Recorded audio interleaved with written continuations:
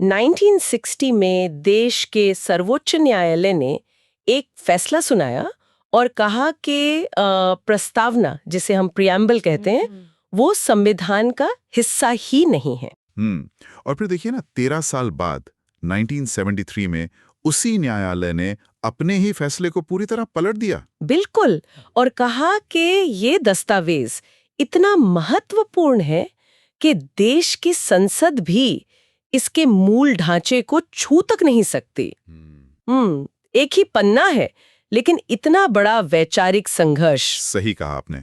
दुनिया के सबसे बड़े लोकतंत्र का पूरा दर्शन, उसकी आत्मा और उसका भविष्य महज कुछ 100 शब्दों के इस एक दस्तावेज में समाया हुआ है। तो आज की हमारी इस विशेष डीप डाइव चर्चा का विषय यही है, भारत के संविधान की प्रस्तावना। हमारे पास आज कुछ बेहद विस्तृत विजुअल नोट्स और इन्फोग्राफिक्स हैं जो हमारी इस चर्चा का आधार है। हाँ, और आज का हमारा मिशन सिर्फ इन नोट्स की समरी पढ़ना नहीं है। हमारा लक्ष्य है इनमें दिए गए एक एक शब्द को उसी क्रम में डिकोड करना जिस क्रम में वो लिखे गए हैं। एकदम सही। ये सिर्फ एक ओवरव्यू नहीं, बल्कि प्रस्तावना की पूरी फिलॉसफी का गहरा विश्लेषण होने वाला है। तो ठीक है, आइए इस पर विस्तार से चर्चा करते हैं। बिल्कुल, चलिए शुरू करते हैं। सबसे पहले तो ये समझना जरूरी है कि तकनीकी रूप से प्रस्तावना है क्या। तो इसे हम संविधान की भूमिका या इंट्रोडक्शन कह सकते हैं, है ना? हाँ बिल्कुल, ये संविधान निर्माताओं के असली विजन को दर्शाती है। आप इसे सुप्रीम कोर्ट के लिए गाइडिंग लाइट कह सकती हैं। जब भी कोई कानूनी पेच फंसता है तो जज इसी प्रस्तावना की तरफ देखते हैं। अगर मैं इसे एक आम उदाहरण से समझाऊं तो ये किसी बहुत मोटी किताब के इंडेक्स या प्रीफेस की तरह है। एकदम सटीक उदाहरण है। मतलब पूरी किताब के हर पन्ने को पलटे बिना आप सिर्फ उस एक शुरुआती पन्ने को पढ़कर समझ सकते हैं कि पूरी किताब का सार क्या है। शायद इसीलिए कई महान विचारकों ने इसके महत्व को अलग-अलग तरीके से बताया है। हाँ, हमारे नोट्स में कई मशहूर कथन दिए गए हैं। जैसे अर्नेस्ट बार्कर ने इसे संविधान की कुंजी कहा था, key to the minds of the makers. कुंजी मतलब चाबी। ये रूपक बहुत अच्छा है क्योंकि कानूनी भाषा अक्सर उलझी हुई होती है, तो उनके दिमाग का ताला खोलने के लिए प्रस्तावना ही चाबी है। बिल्कुल, और वहीं के.एम. मुंशी जी ने इसे संविधान की जन्मपत्री या हॉरोस्कोप कहा था। हाँ, इसको याद रखने का एक बड़ा मजेदार तरीका दिमाग में आ रहा है कि यानी चाबी तो बारकर के पास है और जन्मपत्री मुंशी जी बनाते हैं। ये बहुत ही शानदार तरीका है याद रखने का। और इसी तरह ठाकुरदास भार्गव जी ने इसे संविधान की आत्मा कहा था। और एन.ए. पालकीवाला ने इसे संविधान का परिचय पत्र यानी आइडेंटिटी कार्ड कहा। हाँ, और ग्रैंडविले ऑस्टिन का मानना था कि ये पूरे संविधान का सूक्ष्म रूप है, मतलब एक माइक्रोकॉज्म। पर एक मिनट, यहाँ बात थोड़ी सी उलझ जाती है। कैसे? देखिए, अगर ठाकुरदास भार्गव ने प्रस्तावना को संविधान की आत्मा कहा है, तो जहां तक मुझे याद है डॉक्टर बी.आर. अम्बेडकर ने अनुच्छेद 32 को संविधान की आत्मा कहा था। तो मतलब असली आत्मा है कौन सी? ये एक बहुत ही कॉमन मिस्टेक है जहां लोग अक्सर उलझ जाते हैं। देखिए, दोनों ही बातें अपने अपनी जगह एकदम सही हैं, लेकिन उनका संदर्भ अलग-अलग है। अच्छा, वो कैसे? अंबेडकर जी का नजरिया बहुत प्रैक्टिकल था। अनुच्छेद 32 हमें संवैधानिक उपचारों का अधिकार देता है। मतलब अगर आपके मौलिक अधिकारों का हनन होता है तो आप सीधे सुप्रीम कोर्ट जा सकते हैं। हाँ, जिसे कॉन्स्टिट्यूशनल रेमेडीज कहते हैं। बिल्कुल। अंबेडकर जी का मानना था कि अगर इन अधिकारों को लागू करवाने का कोई मजबूत रास्ता ही नहीं है तो सब बेकार है। इसलिए उन्होंने इस प्रैक्टिकल मैकेनिज्म को आत्मा कहा। समझ गई। और ठाकुरदास भार्गव जी का मतलब क्या था? जब वो प्रस्तावना को आत्मा कहते हैं तो वो पूरे संविधान के दार्शनिक सार और उसके नैतिक मूल्यों की बात कर रहे होते हैं। तो दोनों के मायने अलग हैं। ये बहुत ही क्लियर हो गया है। तो अब जब हम इसके महत्व को समझ चुके हैं, तो नोट्स बताते हैं कि ये पूरी प्रस्तावना 4 मूल तत्वों या कह लें कि 4 पिलर्स पर टिकी है। हाँ, और इन 4 स्तंभों को समझ लिया तो पूरी पिक्चर क्लियर हो जाएगी।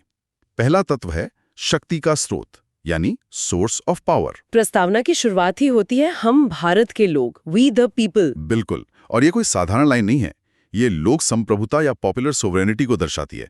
इसका मतलब है कि देश में जनता ही सर्वोच्च है। मतलब कोई भी बाहरी या आंतरिक ताकत जनता से ऊपर नहीं है। एकदम सही। कोई राजा या कोई संस्था नहीं, बल्कि पावर सीधे आम लोगों से आती है। इसका सबसे बड़ा उदाहरण तो हमारे चुनाव ही है ना, जहां जनता वोट देकर पूरी की पूरी सरकार बदल देती है। ये उसी पावर का इस्तेमाल है। बिल्कुल, वही तो असली ताकत है। अब जब शक्ति का स्रोत तय हो गया, तो दूसरा स्तंभ आता है कि इस शक्ति से जो राज्य बनेगा उसका स्वरूप कैसा होगा, नेचर ऑफ स्टेट। नोट्स में इसके लिए एक बहुत ही बढ़िया निमोनिक दिया है जो अक्सर एग्जाम्स में पूछा जाता है, SSSDR। हाँ, SSSDR। चलिए इन्हें एक एक करके डिकोड करते हैं। पहला S है संप्रभु, यानी सॉवरन। इसका मतलब हुआ कि भारत अपने आंतरिक और बाहरी मामलों में पूरी तरह स्वतंत्र है। सही कहा। हम पर ब्रिटेन या UN जैसी किसी विदेशी शक्ति का कोई कंट्रोल नहीं है। हम अपने फैसले खुद लेते हैं। और दूसरा S है समाजवादी, यानी सोशलिस्ट। लेकिन एक दिलचस्प बात यह है कि ये शब्द 1950 के मूल संविधान में नहीं था। हाँ, ये बहुत जरूरी पॉइंट है। इसे 1976 में 42वें संविधान संशोधन द्वारा जोड़ा गया था। इसका मुख्य लक्ष्य है समाज में असमानता को खत्म करना। लेकिन यहाँ भारत का समाजवाद दुनिया के बाकी देशों से थोड़ा अलग है ना? बिल्कुल अलग है। देखिए, एक होता है साम्यवादी या राज्य समाजवाद, जिसे स्टेट सोशलिज्म कहते हैं, जिसे पुराना सोवियत संघ या USSR, जहाँ सब कुछ नेशनल कर दिया जाता है। हाँ, प्राइवेट प्रॉपर्टी का कोई स्कोप ही नहीं होता। करेक्ट। हाँ, और वो बदलाव अक्सर किसी हिंसक क्रांति से आता है। लेकिन भारत ने जो अपनाया वो है लोकतांत्रिक समाजवाद, मतलब डेमोक्रेटिक सोशलिज्म। हाँ, जो गांधीवादी शांतिपूर्ण तरीकों पर ज्यादा निर्भर है। इसमें मिक्स्ड इकोनॉमी या मिश्रित अर्थव्यवस्था होती है। जैसे हमारे यहाँ टाटा और रिलायंस जैसी प्राइवेट कंपनियां भी काम कर रही हैं, और उसी के साथ सरकारी संस्थाएं जैसे BSNL या रेलवे भी चल रही हैं। एकदम परफेक्ट उदाहरण है। और मुझे लगता है कि आज के संदर्भ में देखें तो अमीरों पर टैक्स लगाकर उस पैसे से गरीबों को मुफ्त राशन या स्वास्थ्य सेवाएं देना, ये भी तो इसी समाजवादी सोच का ही हिस्सा है। बिल्कुल, यही तो डिस्ट्रीब्यूशन ऑफ वेल्थ है। चलिए अब तीसरे S पर आते हैं, पंथ निरपेक्ष यानी सेक्युलर। ये शब्द भी तो उसी 42वें संशोधन से 1976 में जोड़ा गया था। जी हाँ, और यहाँ सबसे दिलचस्प बात यह है कि पश्चिमी देशों की पंथ निरपेक्षता और हमारी भारतीय पंथ निरपेक्षता में जमीन आसमान का फर्क है। वो कैसे? पश्चिमी मॉडल नेगेटिव सेक्युलरिज्म है। वहाँ राज्य और धर्म पूरी तरह अलग होते हैं। एक दीवार होती है दोनों के बीच। राज्य का धर्म से कोई लेना देना नहीं। जबकि भारत में ऐसा नहीं है। नहीं, भारत का मॉडल पॉजिटिव है। ये सर्वधर्म संभाव पर टिका है। राज्य का अपना कोई धर्म नहीं होगा, लेकिन राज्य सभी धर्मों का समान रूप से सम्मान करेगा और रक्षा करेगा। हाँ, मतलब अगर सरकार कुंभ मेले के लिए सुरक्षा और व्यवस्था देती है तो हज यात्रा के लिए भी वैसी ही मदद देती है। ये सबको साथ लेकर चलने वाली बात है। बिल्कुल। अब आते हैं D और R पर। D से डेमोक्रेटिक यानी लोकतांत्रिक। जनता के द्वारा जनता के लिए शासन, ये तो हम बचपन से सुनते आ रहे हैं। हाँ, लेकिन इसके अंदर थोड़ा गहराई में जाएं तो लोकतंत्र भी दो तरह का होता है, प्रत्यक्ष यानी डायरेक्ट और अप्रत्यक्ष यानी इनडायरेक्ट। डायरेक्ट लोकतंत्र तो वो हुआ जहां जनता सीधे कानून बनाने में हिस्सा लेती है। सही कहा। स्विट्जरलैंड इसका बेहतरीन उदाहरण है। वहां 4 औजार इस्तेमाल होते हैं, रेफरेंडम, इनिशिएटिव, रिकॉल और प्लेबिसाइट। मतलब जनमत संग्रह वगैरह।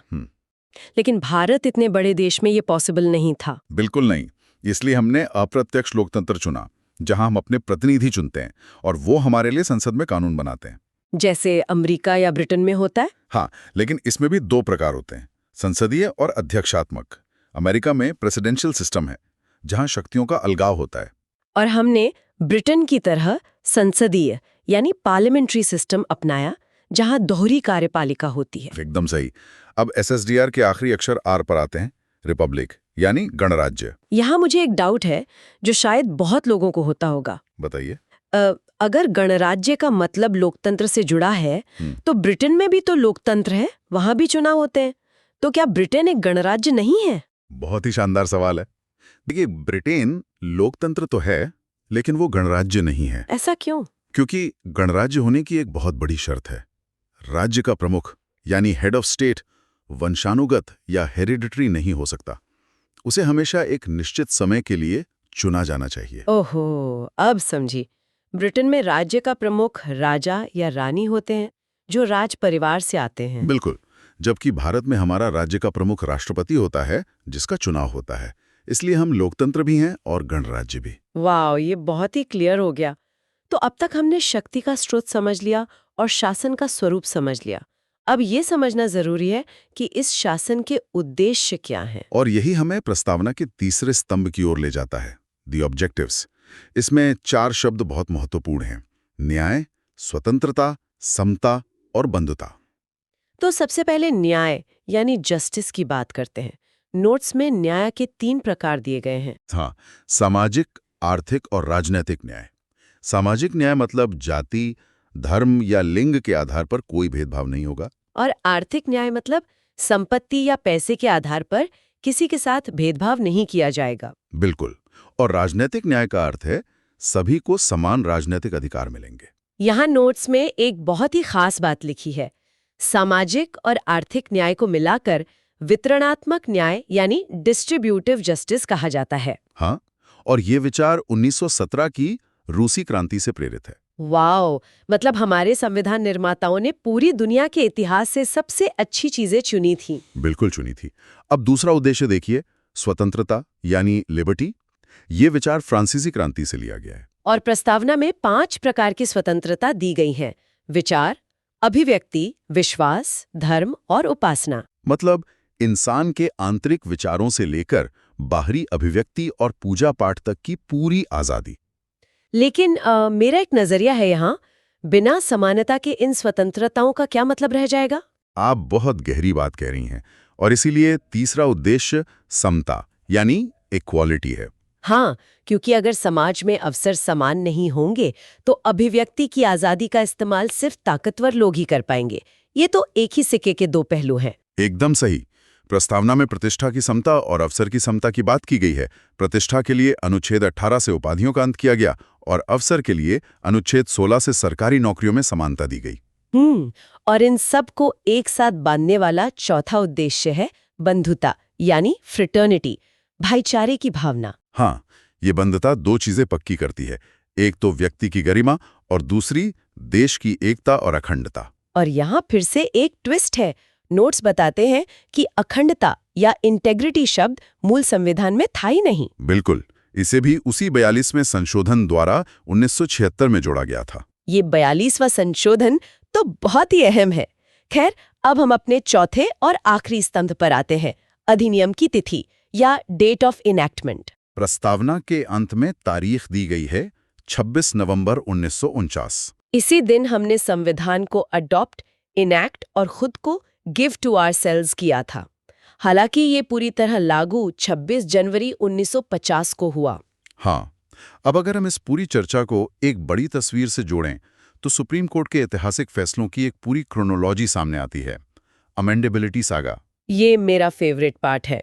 तो स्टेप 1 है 1960 का बेरूबाड़ी यूनियन केस। हाँ, जहां सुप्रीम कोर्ट ने कहा कि प्रस्तावना संविधान का अंग ही नहीं है, इसलिए इसमें कोई संशोधन नहीं हो सकता। लेकिन फिर आता है स्टेप 2, 1973 का केशवानंद भारती केस। ये तो ऐतिहासिक पल था। बिल्कुल, यहाँ सुप्रीम कोर्ट ने अपनी पुरानी गलती सुधारी और कहा कि प्रस्तावना संविधान का ही हिस्सा है और इसमें संशोधन हो सकता है। हाँ, लेकिन एक शर्त के साथ। और वो शर्त थी कि इसके मूल ढांचे यानी बेसिक स्ट्रक्चर को नष्ट नहीं किया जा सकता। मतलब आप ऊपर से रंग रोगन कर सकते हैं लेकिन नींव नहीं हिला सकते। बहुत ही अच्छा उदाहरण दिया आपने। और फिर स्टेप 3 में 1995 के LIC ऑफ इंडिया केस में सुप्रीम कोर्ट ने फिर से पुष्टि की कि ये एक आंतरिक हिस्सा है। और इसी केशवानंद भारती केस के बाद ही तो वो 42वां संशोधन 1976 में हो पाया था। बिल्कुल, अब तक केवल एक ही बार प्रस्तावना में संशोधन हुआ है। और 3 शब्द जोड़े गए जिसका निमोनिक है SSI, सोशलिस्ट, सेक्युलर और इंटीग्रिटी। एकदम सही। लेकिन इन सब बातों को जानने के बाद मेरे दिमाग में एक सवाल घूम रहा है। तो इस सब का क्या मतलब है? मतलब मैं समझा नहीं। मेरा मतलब है हमारे नोट्स के आखिरी पॉइंट को देखिए। इतनी महत्वपूर्ण होने के बावजूद प्रस्तावना न्याय योग्य नहीं है, नॉट एनफोर्सेबल। हाँ, ये एक बहुत बड़ी सच्चाई है। मतलब अगर सरकार मुझे आर्थिक न्याय नहीं दे रही है तो मैं प्रस्तावना लेकर कोर्ट का दरवाजा नहीं खटखटा सकती कि मुझे न्याय दिलाओ। सही कह रही हैं आप। इसे सीधे लागू करवाने के लिए कोर्ट नहीं जाया जा सकता। ये सरकारों के लिए एक मॉरल कंपास है। कोई ऐसा कानून नहीं जिसका उल्लंघन होने पर तुरंत सजा मिल जाए। तो श्रोताओं, आज हमने एक पन्ने के दस्तावेज से क्या कुछ नहीं समझा। शक्ति का स्रोत जनता है, राज्य का स्वरूप समाजवादी और पंथनिरपेक्ष है, हमारे लक्ष्य न्याय और समता है, और इसकी कानूनी यात्रा कितनी लंबी रही है। वास्तव में ये सिर्फ एक पन्ना नहीं, पूरे भारत का डीएनए है। बिल्कुल। और अंत में मैं एक गहरा और सोचने पर मजबूर करने वाला सवाल छोड़ना चाहती हूँ। जरूर, बताइए। देखिए, प्रस्तावना कानूनी रूप से लागू करने योग्य नहीं है। आप इसके लिए सीधा कोर्ट का दरवाजा नहीं खटखटा सकते। लेकिन फिर भी सुप्रीम कोर्ट इसी प्रस्तावना की रोशनी में देश के हर बड़े कानून को परखता है। जरा सोचिए, कैसे एक ऐसा दस्तावेज जिसके पास कोई सीधा कानूनी अधिकार नहीं है, पूरे देश के भाग्य और दिशा को निर्देशित करने की सबसे बड़ी ताकत रखता है। ये सवाल वाकई में रोंगटे खड़े कर देता है। सोचने वाली बात है। ये सवाल हम आपके विचार के लिए छोड़ते हैं। आज के इस डीप डाइव में हमारे साथ जुड़ने के लिए बहुत बहुत धन्यवाद। धन्यवाद।